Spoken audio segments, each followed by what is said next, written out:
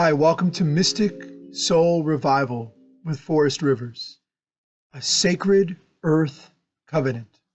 The profound importance of the earth to our physical, emotional, and spiritual well-being is one lesson that we have learned from the recent pandemic.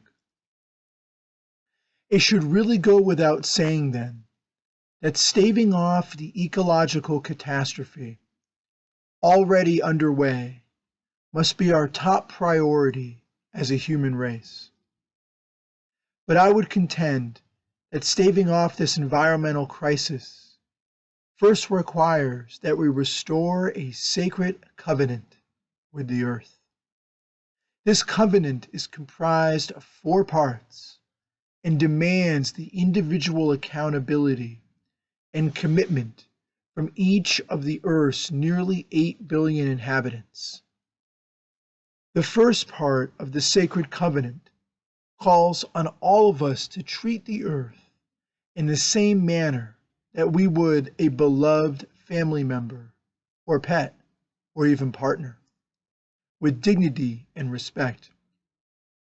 What is needed is for us to not take more than we need from nature to survive, and to cease our senseless exploitation of her precious resources.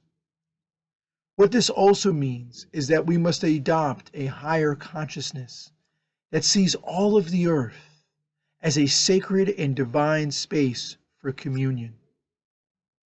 Let me ask you a question. Would you ever entertain the truly despicable thought of breaking into a monastery and desecrating the holy places where venerated monks spend their days praying to the one with many names? Of course not. That same sense of outrage we would feel should also extend to would-be predators of the earth. The second part of this sacred earth covenant implies that we resolve to learn and honor the ways of our indigenous peoples, who have for countless millennium maintained an exquisite balance in living symbiotically with the earth. On this point, I have had the privilege of forming a deep friendship with a beloved elder from the eastern band of Cherokee Indians here in the Great Smoky Mountains where I live. And what I have learned from my countless interactions with this selfless woman is that much of her culture's way of life revolves around honoring the sacredness of nature, engaging in deliberate practices that defile our mother is simply unfathomable to the teachings of all indigenous traditions. It is imperative then that we here in the Western world work to protect those very cultures that know how to live with ecological awareness and balance. To destroy our indigenous cultures is literally like severing a tree from its roots. The third part of this sacred covenant requires that we each make a concerted daily effort, if possible, to meaningfully connect with the earth in some way. This could be as simple as planting a small garden or taking a short 30-minute walk on the coastline, in the mountains, or even at the city park. Regardless of how we choose to connect with the earth, our time spent in communion with her should leave us with both a greater sense of gratitude and inner peace. I have come to believe that when we each try to forge such an intimate connection with the earth, we are more likely to protect her. Let me ask you all a question.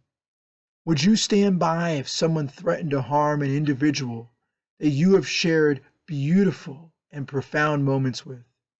Absolutely not.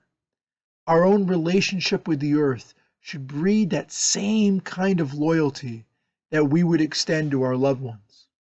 And finally, the last part of this sacred earth covenant calls on all of us to become what I call nature missionaries. This means that we each play a role in exposing others to the glory of nature. Among my own group of friends, one of the things I am known for, other than being that hippie dude who is always running late, very true, It's taking people out on hikes in the mountains where I live.